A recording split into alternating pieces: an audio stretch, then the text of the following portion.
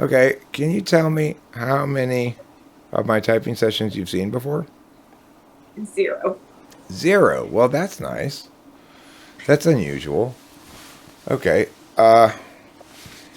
What time of day is it where you are? 10 p.m.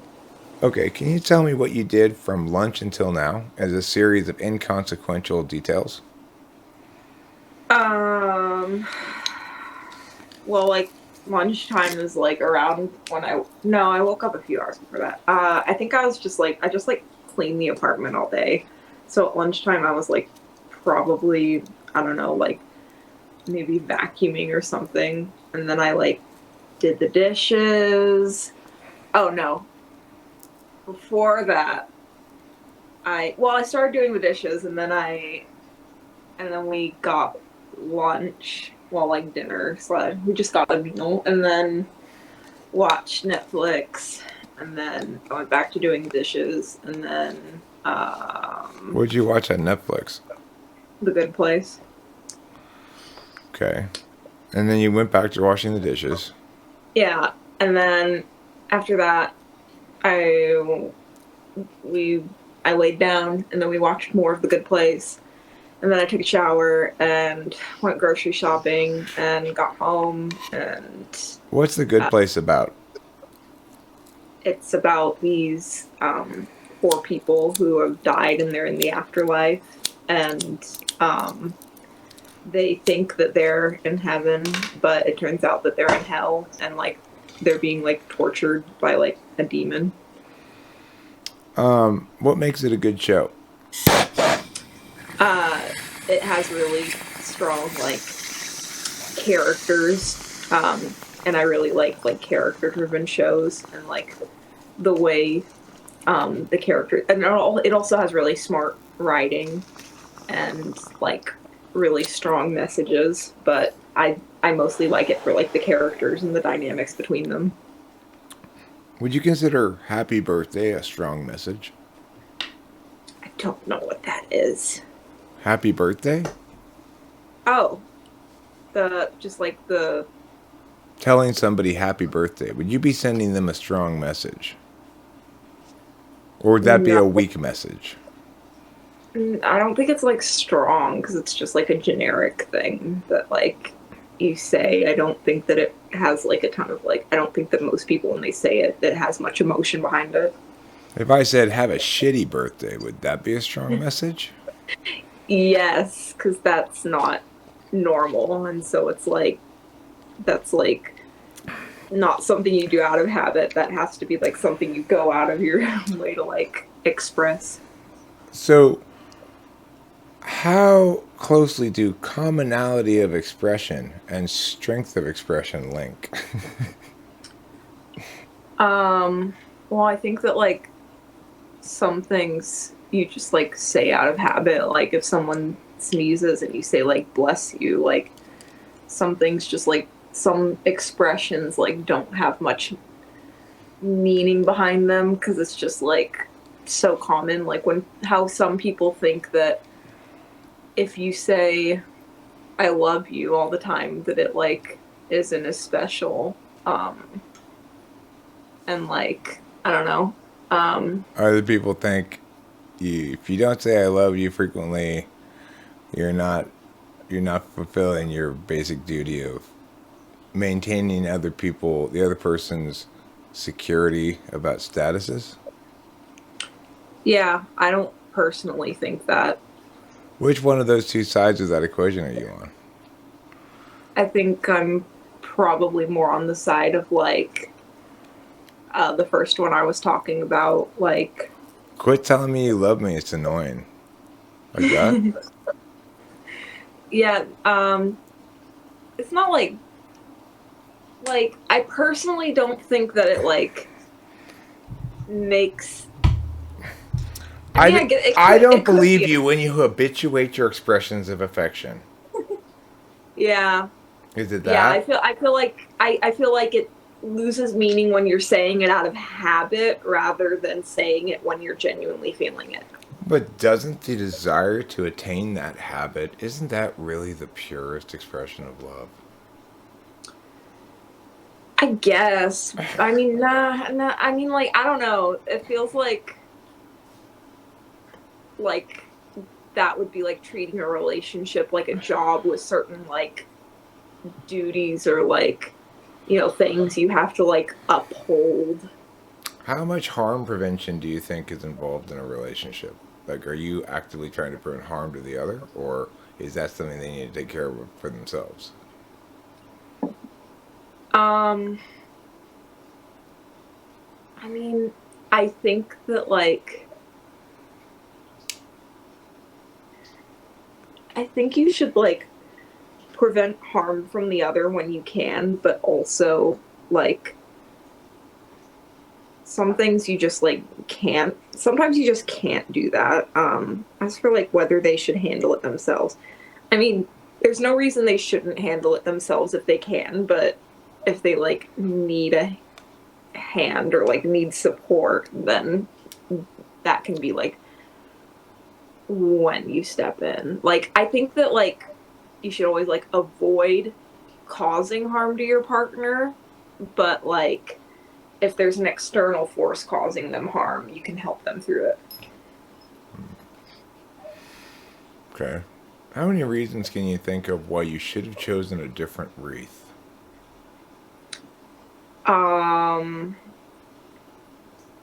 Not many. I mean, like, I like it, and we looked at like a ton. Like, that was such a big decision. We went to like multiple stores, and it was like, it took like forever. And so I like Okay, but could not make you've a been decision. hired. You've been hired as the lawyer representing the side that's arguing you got a shitty wreath.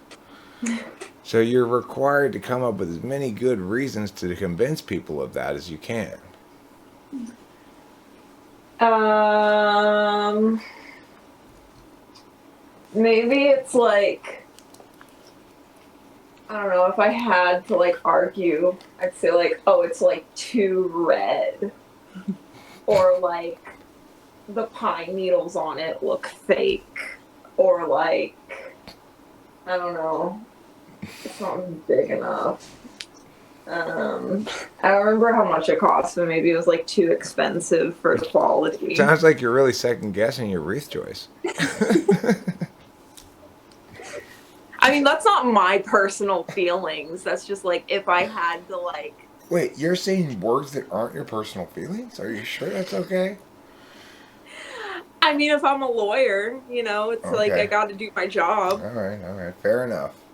Okay, can you tell me how to hang up Christmas lights in exactly 5 steps? Um, Wrap it around the tree. I go from bottom to top. So wrap it around the tree from bottom to top and plug it in. That's Hang it up. that's That's two 5. steps. That's only 2 steps. Oh, it has to be 5? Oh, okay. Take it out of the box. Untangle it.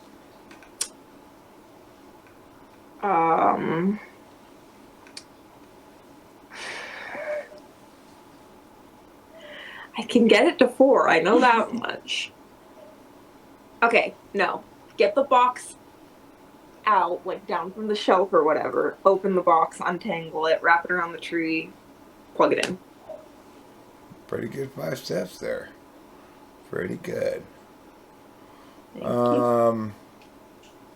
If you were hired for a temp job and you had 2 choices of work, you could either answer the phone all day and calm down angry customers, or you could go around the office building and fix things like broken drawer handles and jiggling flusher handles in the toilets and doors that don't quite close all the way, things like that. I would do the fixing things. Which job do you think you'd be better at? If you were evaluated by an objective third party in terms of job performance, which would you score higher at? The fixing things. Okay. If I were one of those angry customers and I was complaining to you, let's say you worked as a phone person for for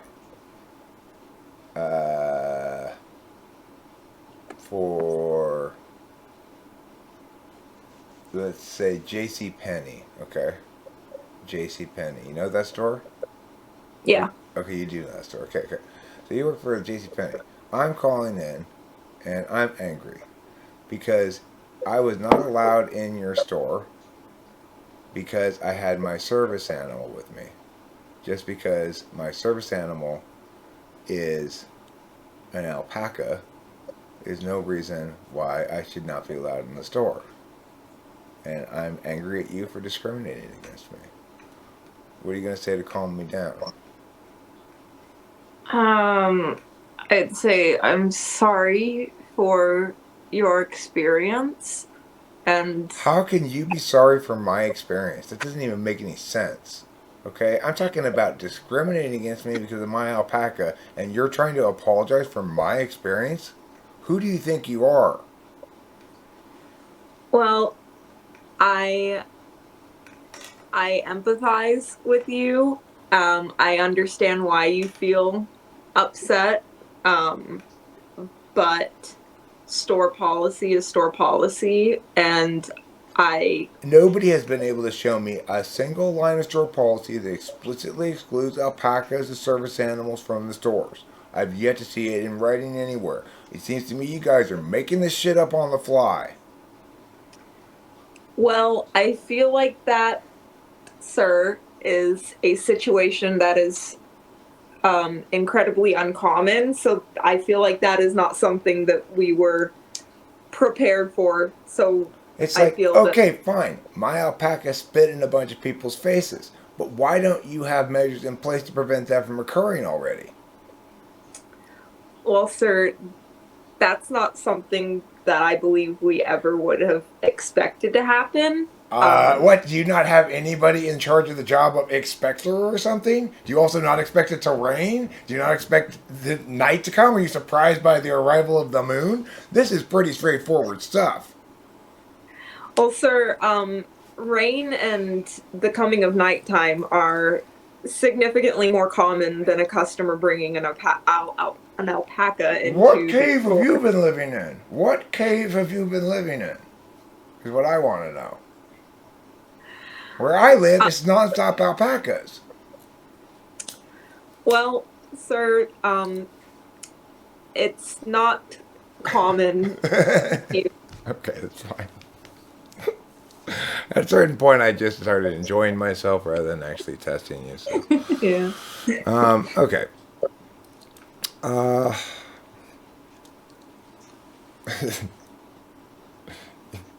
it's like if I were on the other end of the phone and say, "Well, sir, you and your alpaca can go fuck each other," and I hope you enjoy that.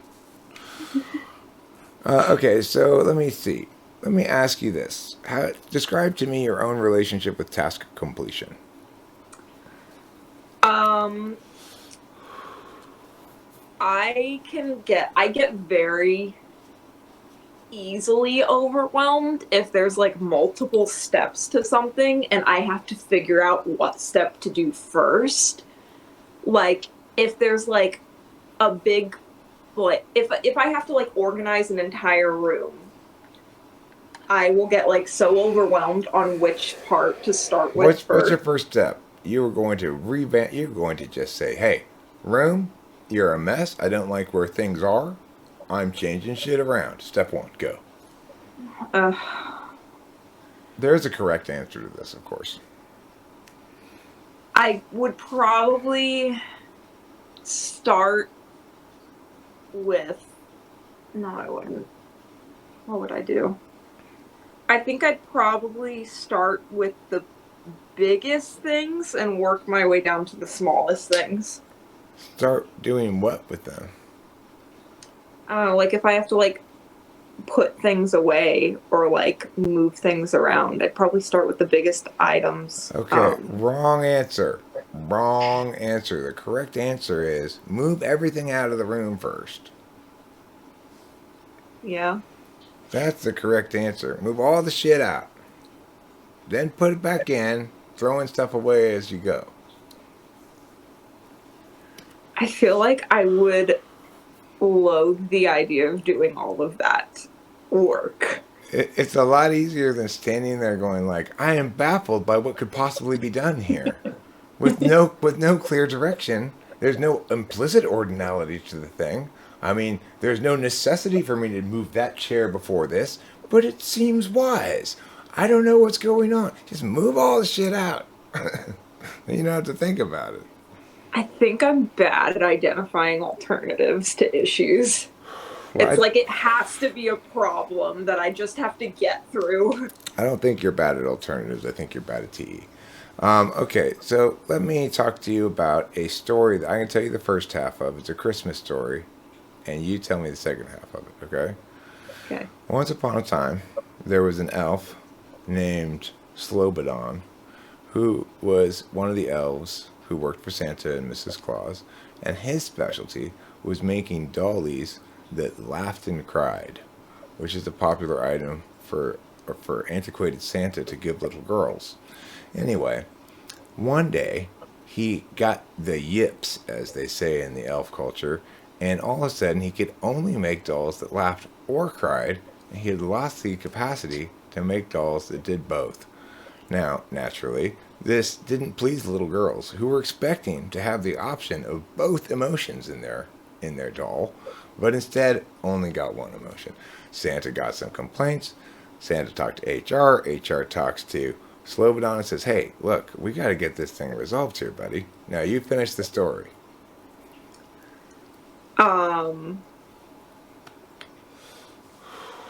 God.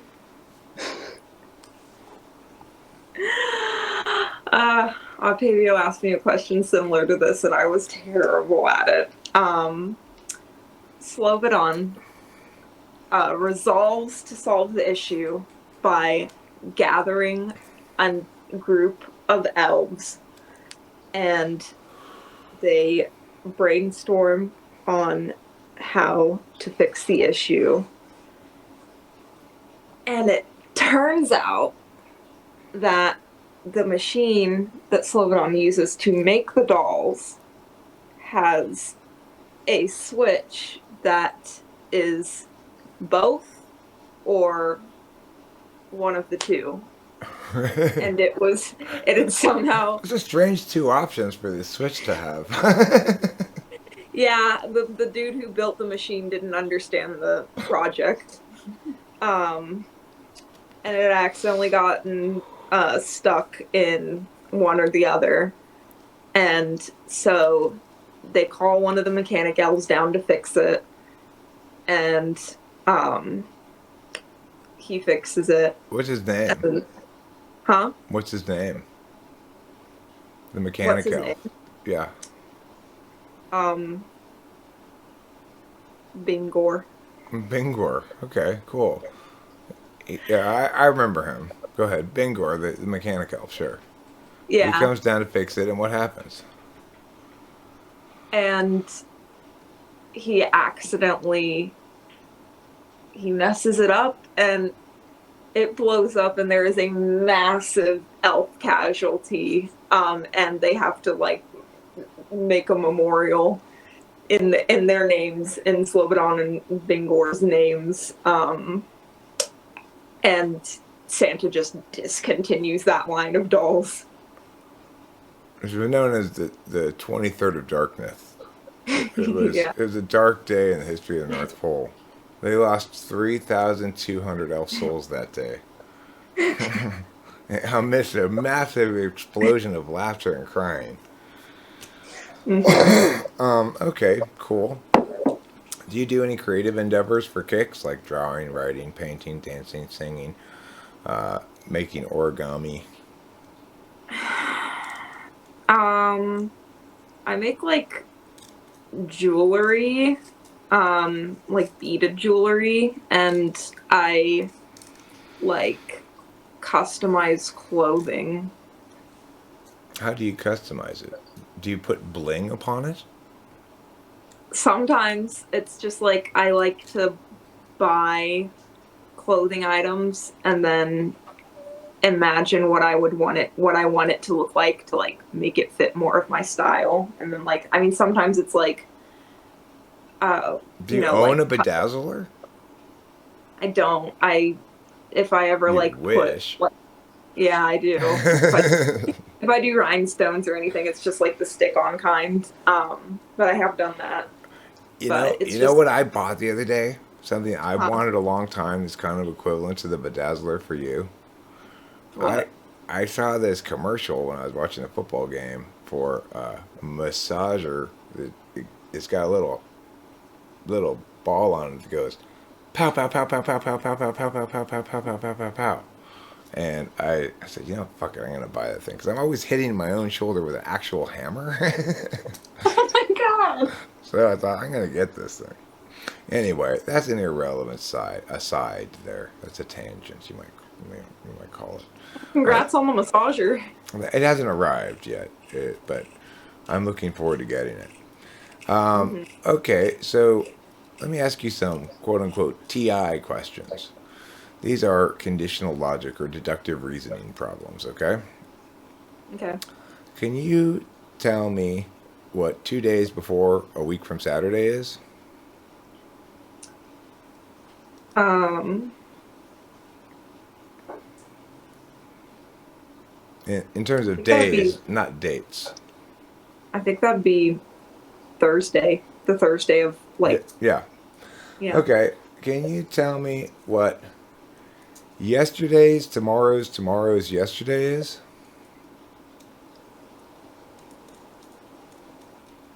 that'd be today. Right. Can you tell me if some wreaths are spectacular and some things that are spectacular adorn walls? Is it necessarily the case that some wreaths adorn walls? Yeah. No, it's not. You are wrong, wrong, wrong. If some wreaths, if some wreaths are spectacular, and some things that are spectacular adorn. Oh yeah, okay. It's some things, not all things. Yeah, you're right. Thanks, I appreciate that. Can you tell me who my mother's sister's daughter's brother is in relation to me? Your mother's sister's daughter's brother. That would be your cousin. You are correct. All right, if A or B, then C, and C, can we conclude A or B? Yes. No. If A or B, then C, and C, we cannot conclude A or B. But if I had said if A or B, then C, and not C, then we could conclude not A or B. But Mm. if you put words, it would be more obvious, but that's where I'm checking to see where your TI slot is likely to be. Okay, so that's fine. I think I've got good information on that.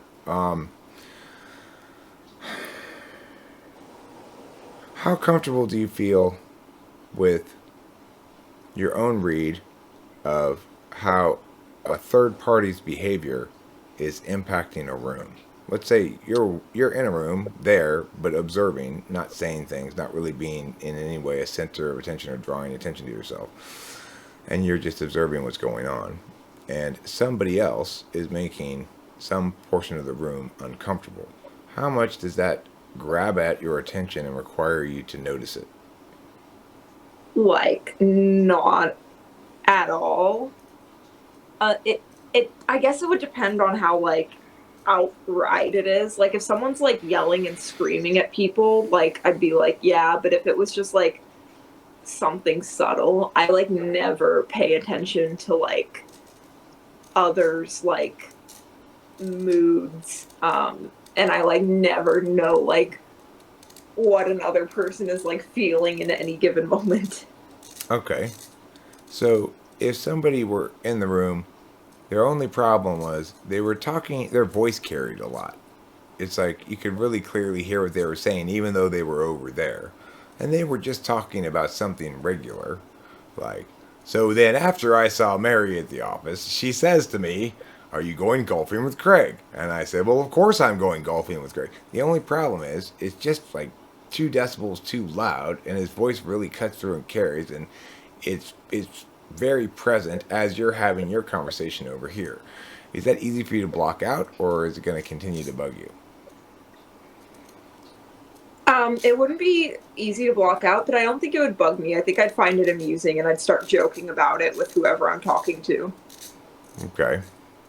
I feel like I'd get invested in their conversation and like keep track of it and start like commenting on it, like, oh my god, I can't believe that Jerry said that to him at the office. What makes you more angry at yourself? If you forget to get something that you meant to get on the way home, for example, I was going to get a loaf of bread on the way home, but then, oh shit, I forgot it. I'm home and no loaf of bread with me. Or if you don't get a joke that everybody else gets, and you're not sure why. Definitely the not getting a joke. Okay.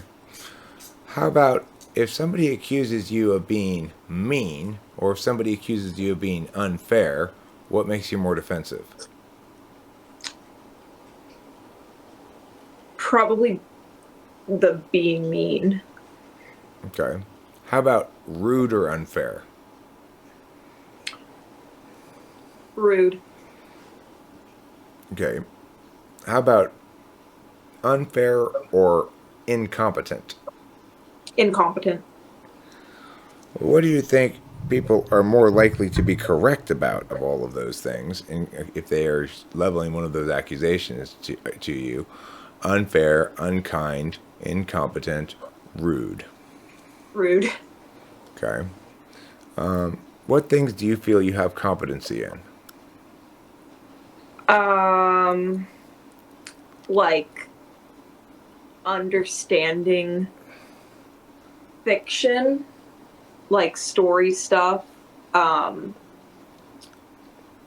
I'm glad you're using the right preposition. Octavio Silva may know, I'm not sure if you do, but I've been really concerned lately with people having the wrong relationship with standing. So go ahead. You are understanding fiction. yeah. And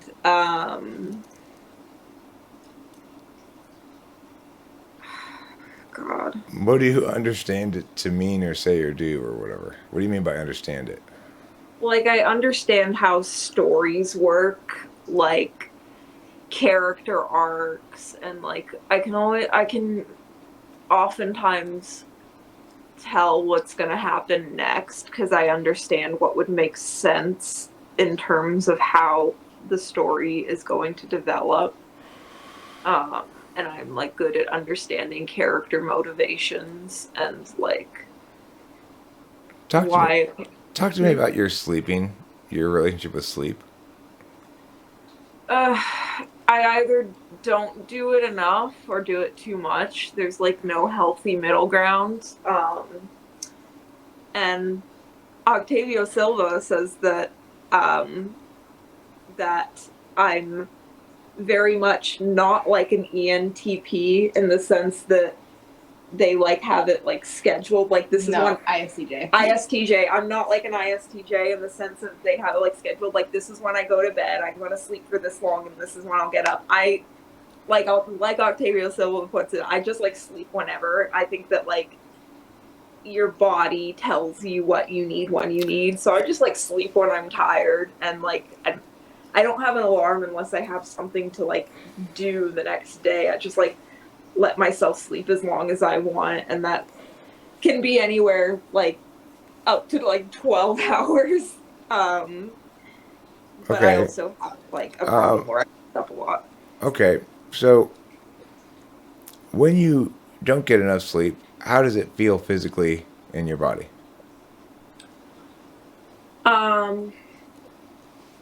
I think I just get like cranky and like I don't want to like talk to people. Those are not physical sensations. Being cranky isn't? No. For example, I get a heaviness right here in my face. That's a physical sensation. Yeah. Or Okay. I yawn a lot. That's a physical thing, right? Oh. I think I just feel like What does the I feel emotion like- what does the emotion of sadness feel like in your body? Like a heaviness in the chest. Why are you able to answer that question, but not the other one? Gosh. Because it's like, I react to things like, I react to like circumstances and situations like emotionally, and any physical feelings are like a side effect of the emotions. Not, I don't view it as like this circumstance is causing this physical reaction. It's like this circumstance is causing this emotion, which is causing this physical reaction. There's like a middle step. I see.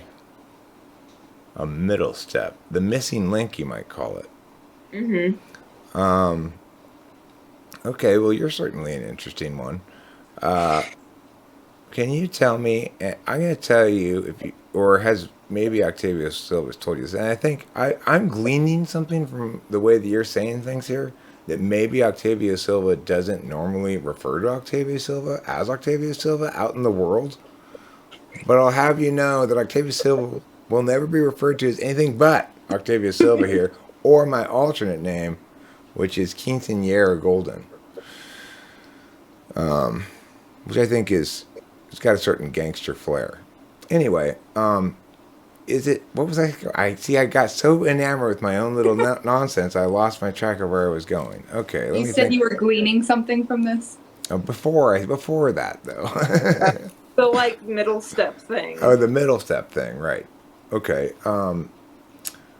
Okay. So, oh, has Octavia Silva told you the potato touch story ever, by any chance, or are you familiar with No. it? No. Okay, I'll tell you the potato touch story. This is an example of me using my experience when I should have used my observations, and I want you to see if you have a comparable story from your own life. Okay. I Mm-hmm. used to go to this restaurant called Norm's, and I'd sit at the counter where I could watch the waiters do their things with the food as they brought out the plates. And I noticed that for people who ordered the meal, they get a baked potato, and the waiters would use their fingers to push the ends of the baked potato to make it open to then scoop the butter in. And I thought to myself, if I ever order a meal, which I normally don't, but if I do, I'm going to be Eagle Eye Eric, keeping an eye on them to make sure they don't touch my potato too much. And if they do, I'm going to tell them, I want a different potato that you haven't touched so much. So, sure enough, soon enough, I go back there and I order a meal. And I've got eagle eyes on it the whole time until suddenly, out of nowhere, my plate arrives in front of me. And I realize, oh, I got rice pilaf. There's no potato for them to have touched. But I had driven into my head so much to watch out for them touching your potato that I use my experience instead of my obvious observation about the current moment, that if you order rice pilaf, you don't have to worry about them touching your potato. Now, can you tell me a comparable story from your own life? I don't know. I have such a bad memory, and I feel like I don't pay attention to things like that.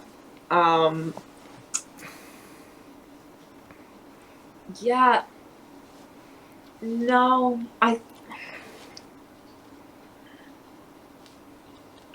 um,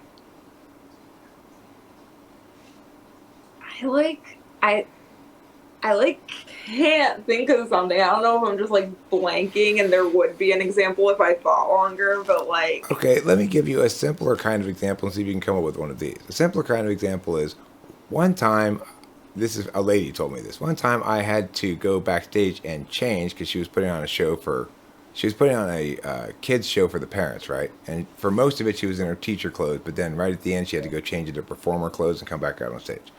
And she knew she had to change fast, but she actually ended up leaving too early to change, and then realizing she had changed, and then wished she had left her teacher clothes on a little longer because she now was just sort of absent for an extended period of time, right?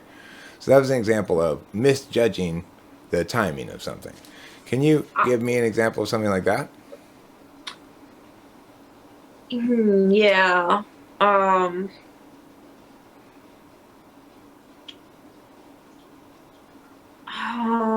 I think like, I don't know if this is an example of that, but like,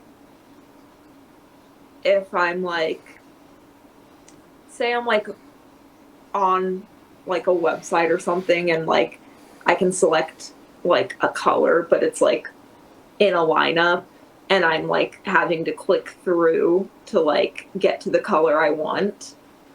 Like, I end up not actually paying attention like to the color that I'm getting as I click through, because I'm just like, and then I end up missing the color that I actually wanted to get to, because I'm just like, I don't know if that's like timing though. That's just like going too fast. I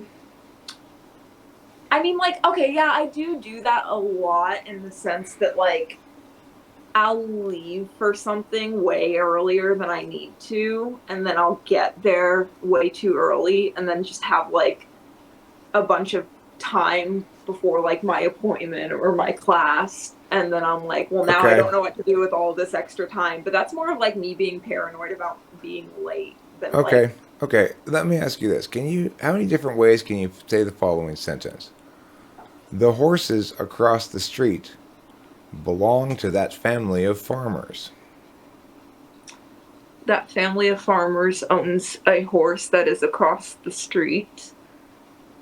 I am across the street from a horse that is owned by a family of farmers. The horse that is owned by a family of farmers is across the street from me.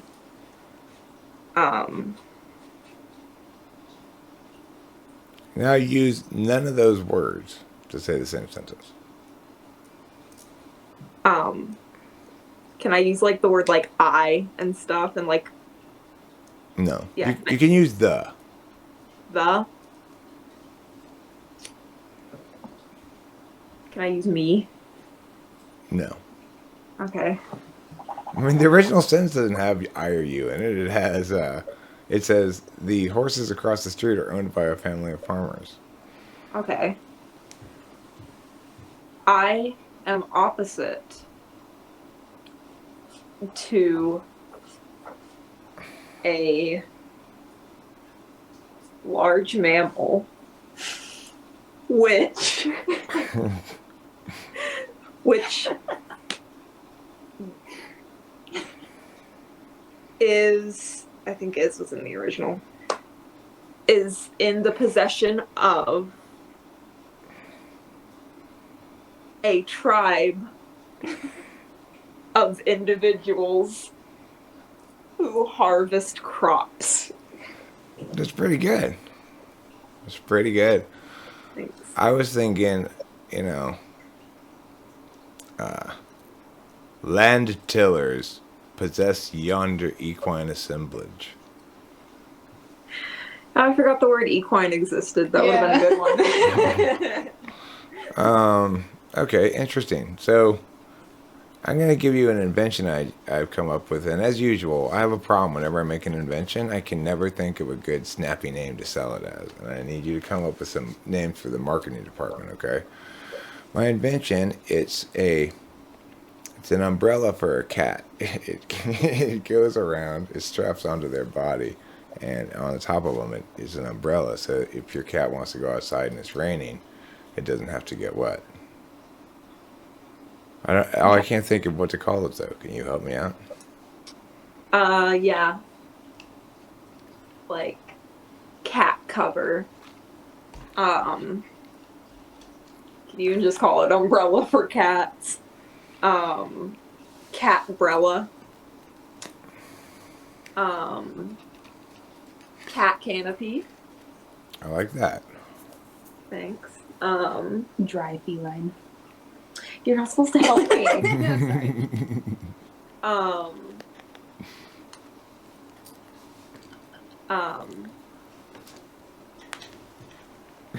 Your cat will hate this.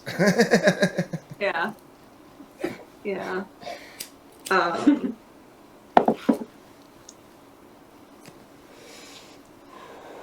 run out. Okay, that's fine. That's pretty good. Can you tell me how many synonyms you can think of for the word mischievous? You may also choose to pronounce it mischievous if you'd like. Yeah, sure. Ornery, rascally, Um, I guess you could argue that in certain situations, bad could be a synonym. Um, um, Troublemaker. Um, Deviant? That might be too extreme. Pretty good. Okay, no, you're fine. You're doing great there. Okay, so here's what I'm getting from you.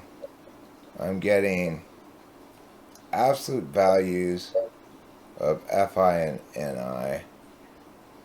Probably. I'm getting what appears to be robust extroverted intuition in very limited sliver of range, which is to say, in a certain kind of subject function, it's strong. Um, I'm getting, you're not SI polar, as far as I can tell, and but I could do more testing there. You're definitely not NE polar. You're definitely not TI polar. Your first TE response ignored the ordinality of it, but your second one got it just right. I don't know quite what to make of that. So I would say your TI doesn't initially seem first or second, but it could be. So it's like one possible type you could be that wouldn't be terribly inconsistent with these results, except for the FI thing. So anyway, okay, let me see if I can narrow this down more. Can you please say the following statement first regularly and then sarcastically? And the statement is, oh, definitely, this is the perfect solution for this problem. Oh, definitely, this is the perfect solution for this problem. And then, oh, definitely, this is the perfect solution for this problem. Well, that's good. That's solid. Okay, geez, huh. Can I give a suggestion of more questions to do? Please. I asked them the like if all turtles are whatever, and those questions. The one that you asked them was the only one that they've gotten wrong out of all the ones that I've asked them, and I asked them like 10 of them. You mean so, the TI questions? Yeah, the TI questions. Okay, so the TI is probably stronger than I think. All right. And yet, we seem to have clear self-concept regarding FI. How do you think I'm feeling emotionally right now?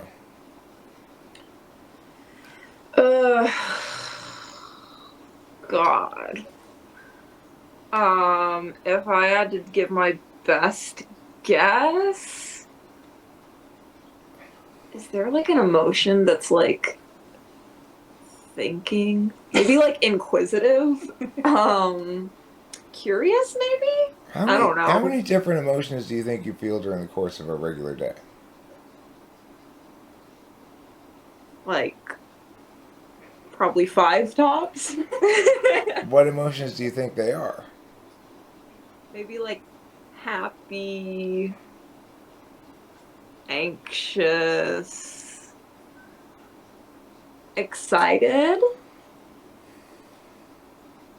affectionate, amused. Is affectionate an emotion? Yes. Yeah. Is it?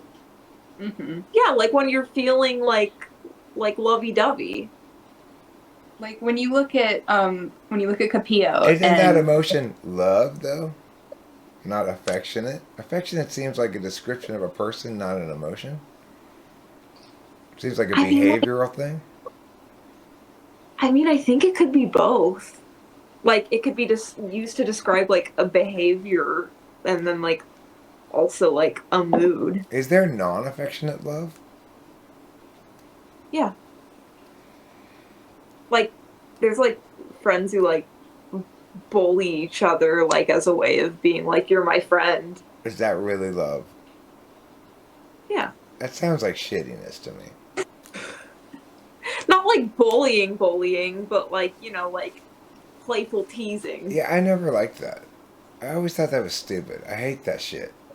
When I see people like teasing each other, like giving each other the ribbons and stuff, I don't like that. I mean, sure, but some people do. Well, they're wrong. They're wrong for liking that, aren't they? Yeah. Because I don't like it. So anyway, ignoring that for a second. Okay, so when do you feel like emotions get stuck in your body? Yes. Okay. How do you know if they're stuck?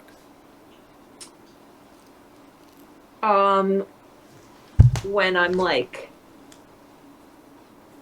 acting and like, like when I'm like behaving very like neutrally, just like normal, when in reality I'm feeling a very strong emotion that I know has like effects on behavior, but I'm not like externalizing it. Can you say that again? Like like some people like drag their feet when they're sad, or like sigh, or like Yeah, if they're I like, do that. I do those things. yeah, or if they're nervous, they like wring their hands or like look around nervously. Like if I'm not doing that stuff, but I'm definitely feeling those, but I'm acting very like much like I'm fine, and no one would like no one would assume that I'm feeling a certain way. So you don't necessarily display your emotion, therefore it's stuck in your body. Yeah. Is it stuck in any particular location in your body? Like your pituitary gland, perhaps? Maybe in my chest or like my head. Okay. And do you think sleepiness gets stuck in your body? Is sleepiness an emotion? No. Sleepiness stuck in my body? Definitely No. not. Okay, No. what the hell are you? What the hell are you? Because, okay, you seem to be FI aware, but I don't know how much faith put into this self-reporting here, because you report as very F, like, look at me, I am moist, I'm covered in dew, I'm full of feelings. That's what you're basically trying to tell me. I don't know if I believe it or not. Which would you rather drown, a puppy or a kitten? Oh my god. If I had to choose, probably a puppy. Why? I like cats more. Okay. That counts enough as a correct answer. The most correct answer is a puppy because it'll fight less. I feel like puppies are also like stronger though. Depends on the kind of puppy. Okay, I mean puppies are more like genetically unsound inherently than cats, because people have done so much breeding with dogs. But regardless, that's not really very important to this conversation. So, okay, what's precious to you? Like my friends and my cat and my family. Is there any object that you Lord of the Rings Gollum about? Oh, my precious thing, my collectible little doodad. I have a teddy bear that I've had since I was 5 that I'm pretty protective over. Does it have a gamey smell that you're fond of? I don't think it smells like anything, but I could be wrong. I've never gotten a second opinion on that, but no. Because I've heard that small children, when they get attached to an object, it's because of its gamey smell. Anyway, so, okay. Can you remember an event from which you learned a lesson from childhood? For example, one time my mom got so mad and I never did that again. Something like that.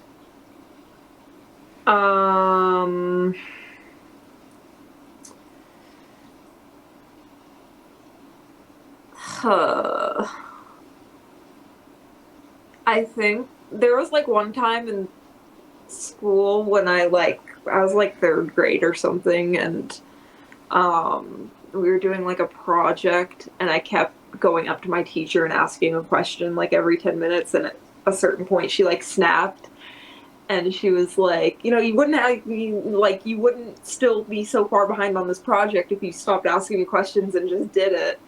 And then I was like from that, I kind of came to the conclusion of like, oh, I need to just like figure things out on my own and hope for the best. And like, if I have a question, just like try my hardest. And if I get it wrong, then like, oops, that's on me, I guess. It's funny. I have a kind of a similar story, which is I remember being told by a boss one time, "Stop telling me you're going to do it. Stop telling me about what you've done or are doing, and just do it." You know. And I was like, "Oh yeah, I should just do it." Okay, so anyway, do you procrastinate? Yeah. What do you say with world mic power? You know what world mic power is? You have No. the microphone for 30 seconds. Whatever you say gets translated into every language and broadcast into everybody's ears all at the same time. What advice do you have for the world? Be good to each other. You never know what day is going to be your last. And no one is incapable of being better than they were yesterday. So, the most important thing in life is to keep trying to be good and to help each other out, because there's only one human race. So, you know, let's take care of it. Okay, so be good to each other. Nobody's incapable of being better than they were before. Keep trying in the face of failure. We should help each other or something like that. And like try to work together to fix this whole thing or whatever. So there's kind of 5 distinct things you said there. If you could only pick one of those things to say, what would it be? Just like be good to each other. Okay. Nah. Can I change my answer? I think No, you're stuck with that answer. Yes, you can change your answer. I think it would be the one that's like, no one's incapable of being better than they were yesterday. Or being. I think that's my favorite of the 5, personally. I think it's the best of the 5. I'd say, like, school's a bad idea or something like that. I don't know. School's dumb. School's dumb would be a good thing to say. I've been really struck by just how dumb school is lately, because it's just like, why do they lock all those children in this place and make them wear masks and march around in lines and stuff? It's like, what the fuck are we doing? Anyhow, so, okay, what type are you? I don't really think you're an FI type.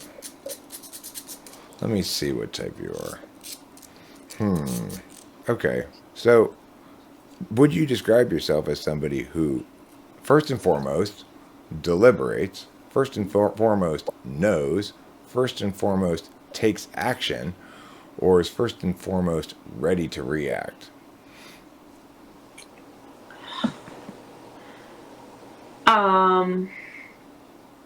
Deliberates.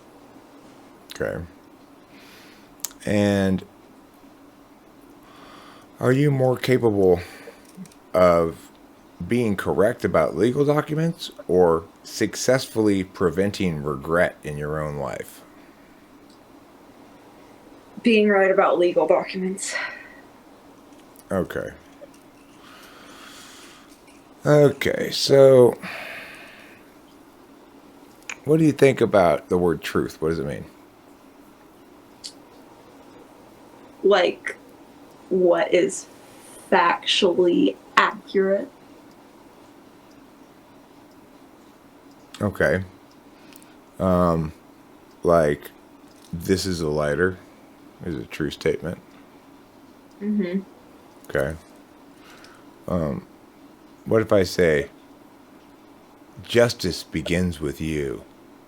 Is that true? That's an opinion. So no. It can be true to no, it's just not true at all. No, that's an opinion. Not true at all. Okay. How about if I say, justice requires respecting negative rights? Is that true, false, or has no truth value?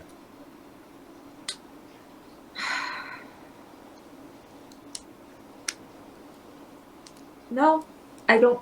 No, I don't think you can say that that's true. Okay. Do you think that some uses of the word justice are fundamentally wrong? For example, if I said, hey, honey, I brought that loaf of justice home from the store. Would you like a slice? Yes. Is it just as true or false as making statements like justice requires respecting negative rights? No, the one about bringing like justice home from the store is false. Because it's using the word wrong? Yeah, those are all of those are not true. So, but justice does mean something then. That you could, in other words, you could use it wrongly enough to be using it wrong, right? Yeah. Okay. What do you think it means? I think that it's like, how do I put this into words? It's like with your mouth. It's like the what's the word? It's like punishment or like conclusion that a legal system reaches when, faced with a crime. Okay.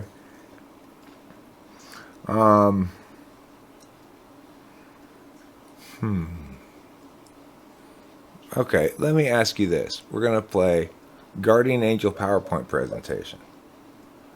So, Guardian Angel PowerPoint presentation is each of us has a Guardian Angel who's got like 36 clients, right?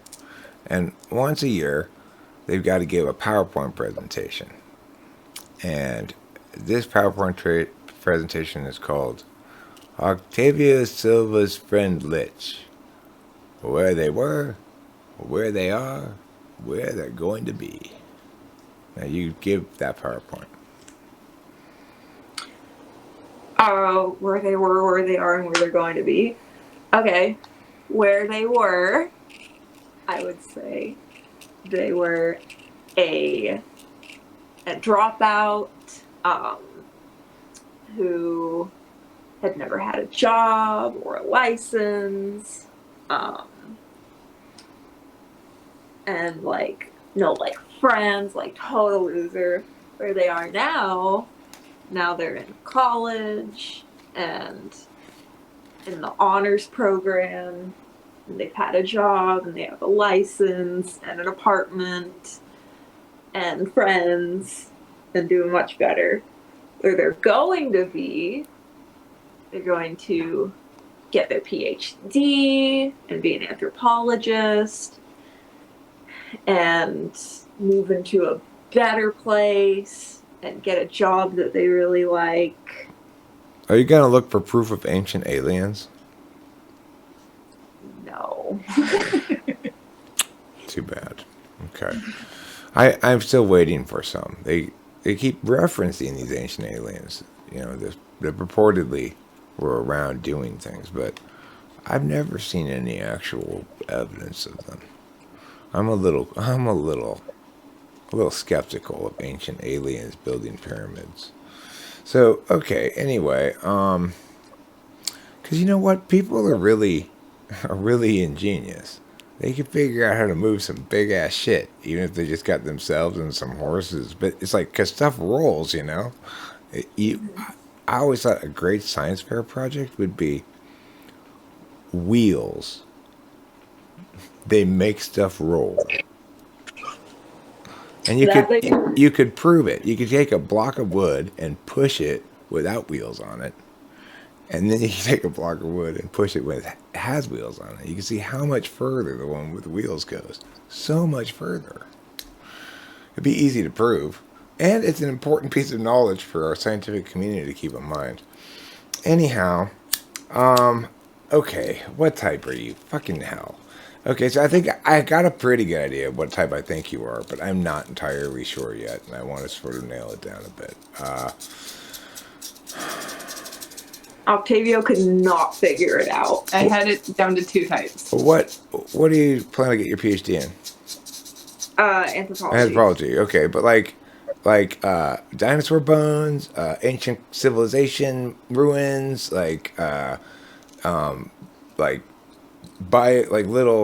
fossils of little creatures, kind of shit. Like, what? Give me some more specialization. That's like paleontology and archaeology. Okay, Just, well, like, you nothing to tell do me with- what you're gonna do then. I don't know. You're gonna work for that company called Anthropology, but it's spelled with an IE that I returned something to one time. No, I want to do cultural anthropology, which is like the study of different cultures. Well, you mean you want to live in the world? Talk about the art of knocking down open doors. I want to be like, the specific thing that I want to do is I want to work with the preservation of endangered cultures. Wakata. You can I got multiple endangered cultures that I made up that I need you to protect. So that's good. Maybe I'll hire you someday. Okay. Do you know that even though I'm part of the Arcadia Indian tribe, I'm not getting any benefits from the Bureau of Indian Affairs? Yeah. I've informed them, hey, I started my own new Indian tribe over here, and I expect to get a reservation for fuck's sake, and they're not giving me one. Sorry, dude. Anyhow, that's neither here nor there. Okay, I think you are yeah, but let me see if I can nail it down. So, do you think of yourself colloquially? Would other people describe you colloquially as more of an extrovert or an introvert? Introvert. Do you have more problems not getting things done or doing the wrong things? God. I have such a problem with both of those. Doing the wrong thing. Can you tell me moments of satisfaction? Yeah. Getting a perfect score on my English paper that was like 25% of my grade, which was the one Octavio wrote about you. And getting into the honors college, getting my apartment, like getting my license. Like, do you remember those as moments? Or do you remember those as milestones met but don't link to any actual sort of memory of you in a space doing... Like, I have a memory of a very glorious moment for me, which was when my team beat my old employer's team in quarterfinals in at national championship, okay, in policy debate. And I remember very clearly where I was, standing by the window of the hotel room when I got the text that said, we won, which was the next morning. I was like, yeah, I was so happy. I can like picture the exact experience. Can you picture those experiences too? Yeah, those are like moments for me, like hearing that I had passed my driver's test, like standing in that room, like with the examiner, like getting the key to like the apartment, like handed to us, and like going up to the apartment and opening the door, like getting the email that I had been like accepted into the honors college, and like opening it and like showing like my stepmom and my dad. You put it in the ego spank bank. You return to that memory and enjoy it occasionally. That was a good time. Yeah. That was a good day. I killed it. Yeah. Okay. Well, that's pretty revelatory right there. So, now let me see if I can nail you down a little bit further. Are you more likely to be perceived as more competent? Are you more likely to be perceived as competent and people underperceive you as warm, or overperceive you as warm and underperceive you as competent? The problem is I never have any idea how people are perceiving me. probably overperceived as warm and underperceived as competent. Okay.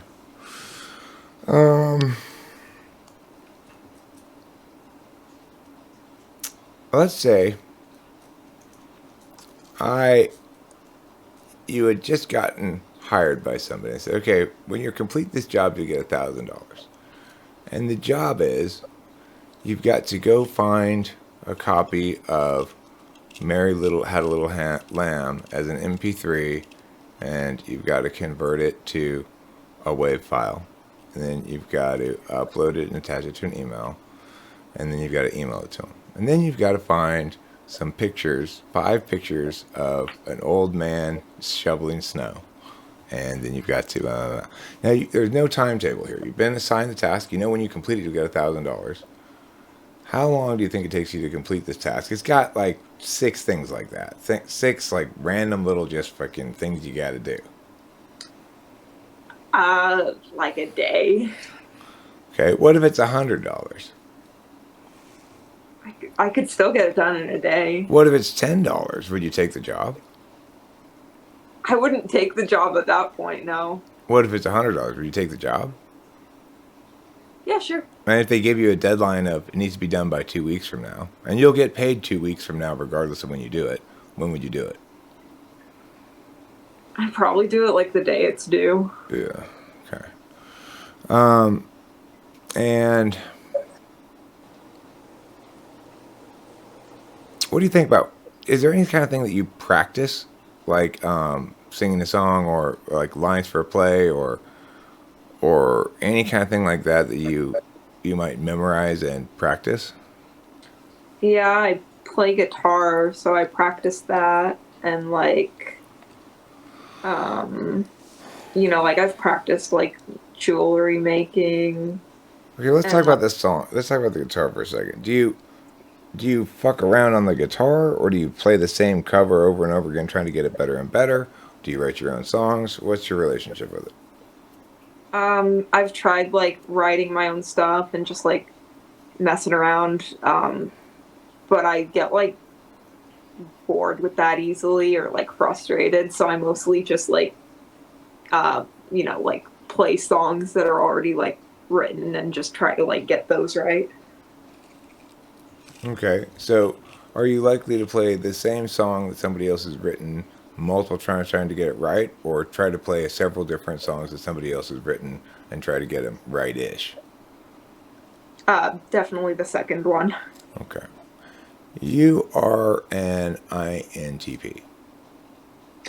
Oh my god, that's what I've gotten on every single test I've ever taken, and Octavio immediately told me that was incorrect.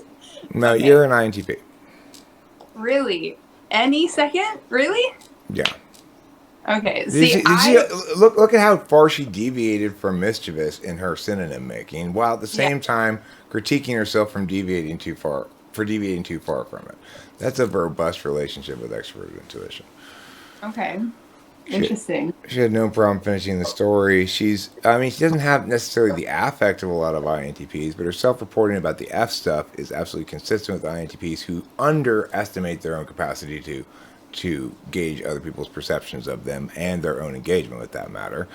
And her thing about the FI thing, well, SI third it has this way of maximally understanding SI as a metaphysical thing.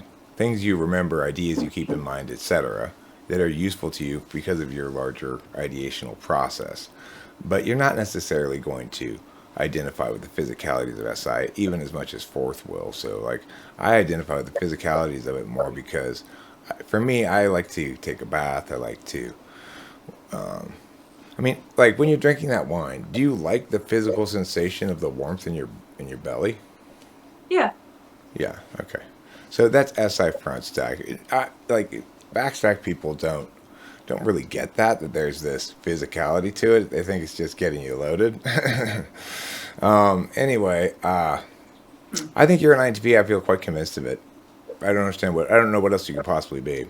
What were the two you thought I could be? Okay, so in my defense, I'm anypolar, so I didn't know how to judge the any questions. But I was thinking ISTP or INFJ, but both of those felt wrong, so I didn't know, which is why I wanted to do it. I was leaning question. INFJ early on. I was leaning Yeah. there, but I didn't go there. Question. Was your switch to thinking that they're NESI, was that because of the question about like remembering moments, like as like, you know, like a visual memory and like that kind of thing? It had a lot to do that had a significant impact, because the thing that she did describing that memory is identical to how I would describe a memory, in the same sort of like linear progression towards the event, moving through space, describing the setting, the situation, and the contextual details of stuff. That's very SI third or fourth. And that was like, okay, I recognize Alpha Quadrant when I see it. The other thing is your relationship with SI being scattered and not, in other words, you have a good awareness of your own sleep habits and what they are and can describe them accurately. And you recognize that sometimes you can sleep 12 hours and you just don't want to get out of bed. And sometimes you don't want to sleep at all and you go like 2 nights without sleeping. Like, that's also very SI third, SI selfish. You want SI to be what you want it to be, and you expect the world to accommodate you accordingly. It's like I say about SE polar. If you are deliberating first and then acting on the turn-based side of things, which is like the legal brief side of things, well, then you always think the world will wait for you to finish deciding, and you don't need. There's no urgency to take action. And so that's what SE polar looks like, and I think that's what we see here. Interesting. With that, like the visual memory thing, would that also apply to SI in the 6th? Because that's exactly how my memory works too. Well, I mean, I would expect to see it display the same way as a subject, because 6th slot you use it as a subject, 3rd slot you use it as a subject. So both those are subject slots, and so since what I'm testing there is the subject, I'm saying you use SI to tell me a story about an event. I'm saying be SI subject right now on the metaphysical side of it, not on the experiential side. To be SI subject right now on the experiential side is to go, oh yeah, right there, that feels so good. Right there, get that spot. That's SI subject on the physical end of it. Or, this coffee, yes, delicious. That's SI subject on the physical side. But I'm asking you to be SI subject on the metaphysical side, which is to relate your memories to meanings and emotions and other events and stuff. The thing that's misleading is she obviously, there's a high identification with FI in terms of explicitly, you believe in feelings, you believe that feelings are important, and so forth, and make statements to that effect. That's going to mislead a lot of people into thinking that you're a feeler in some regard. The thing to remember is that a deliberator is, in some sense, the master of both deliberation types, TI and FI. Just as, in some sense, an action type is the master of both action types.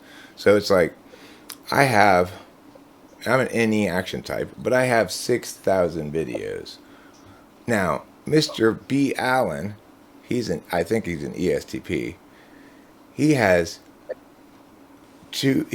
like 300 videos or something, right?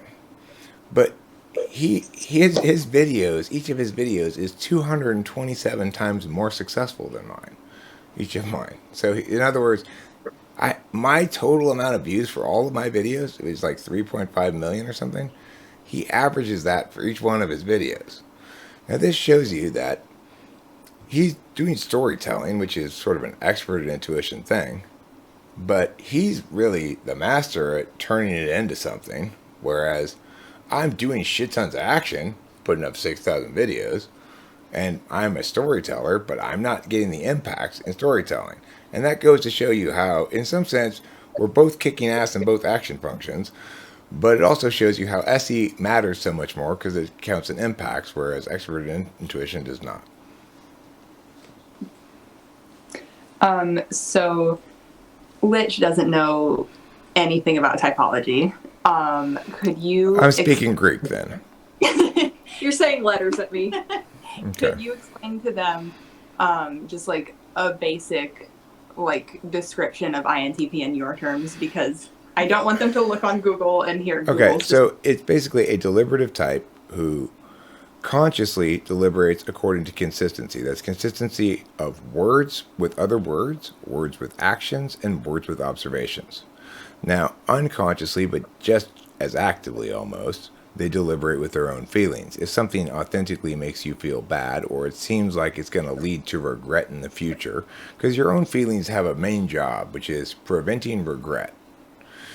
If you find something precious, you better be careful with it, because if you're not, you're going to lose it and you're going to experience regret. So if you can think about your own feelings as beginning in this notion of a mammal having a child and not wanting it to die or be taken away from them. So even though it's a hassle, they go out and find it food and stuff like that, right? So that's what FI determines is, what do I need to do to avoid, your own feelings determines, what do I need to do to avoid regret regarding things that are precious or close to me? TI, or introverted thinking, your dominant function, what that does is says, what do I need to do to avoid being called out on being a hypocrite or inconsistent in some way?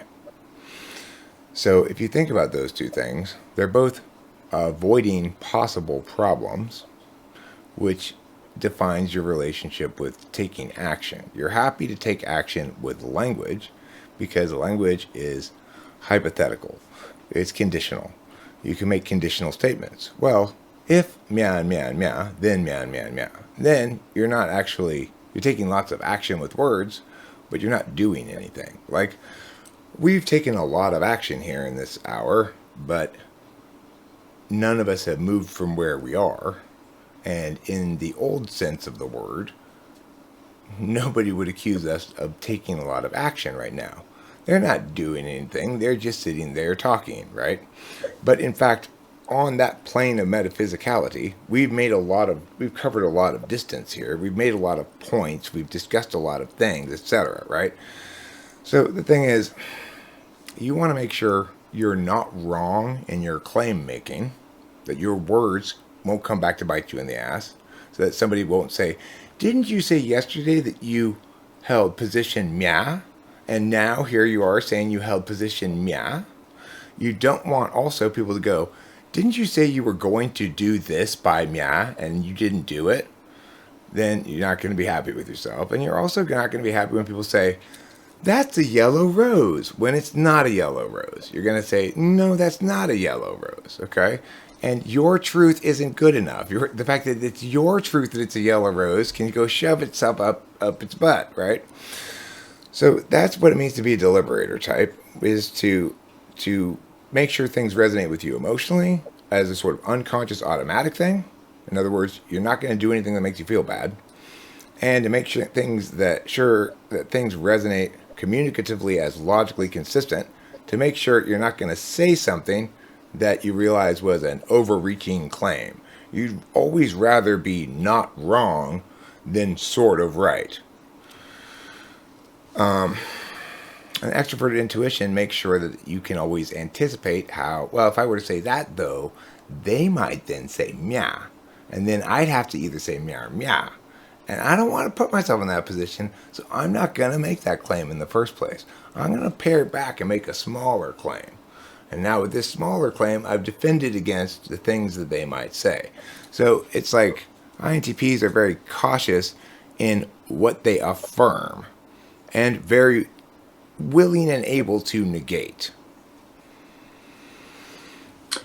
Yeah, I mean, like, everything that you said, I could think of, like, a specific example of me doing that, like, multiple examples of me doing that. So I do think that that's accurate. And then the sort of insecurity or growth areas for INTP are very likable. They don't have a clear sense of what makes them likable. And they wish they could be likable and also boring. And they kind of know they can't, and it's frustrating to them, which makes them kind of adversarial towards FE. Because even though you're being boring, you're correct, and that should count for something. And then the SI thing is just selfish. You don't really need to grow in it at all. The INTP takes care of themselves as much as they need to. There's a decent chance that you've got a lot of empty cans and bottles and stuff around you because you're not going to let yourself get too thirsty. You probably have empty food things because you have snacks. You're not going to let yourself get too starving. But you're probably not going to be that great about cleaning up after yourself because that sensory state of being of the environment, that's not the part of SI that you're selfishly paying attention to. The nice thing about third slot being selfish is you kind of ignore the bits you don't like and just, it's like for me, FE third slot selfish means I want to be the guy on stage getting everyone's attention. And I don't really want to watch your shit, you know?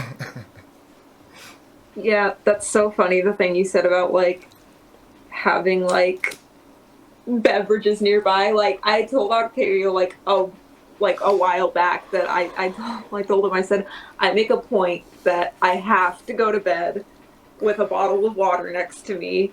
Because if I ever wake up at night, it's like I have to take a drink. And, like, as for, like, the bad at cleaning up, I'm, like, so good at just, like, not even being aware of messes just mounting around me. That just is like the state of things. Like, that's just how things are. I like don't acknowledge that it wasn't like that before. Yeah, we're both like that. I have a similar bed thing, which is I have to wear underwear to bed because if during the night my butthole starts to itch and I need to like pick at it, I don't want to touch it with my finger. So I'll never sleep naked. You know? It's genius. It makes sense, right? Yeah. Otherwise, you have to touch your butthole. Anyway, that's not really relevant to your typing, but I thought it was interesting. Mm-hmm. Okay, so I'm going to stop recording now.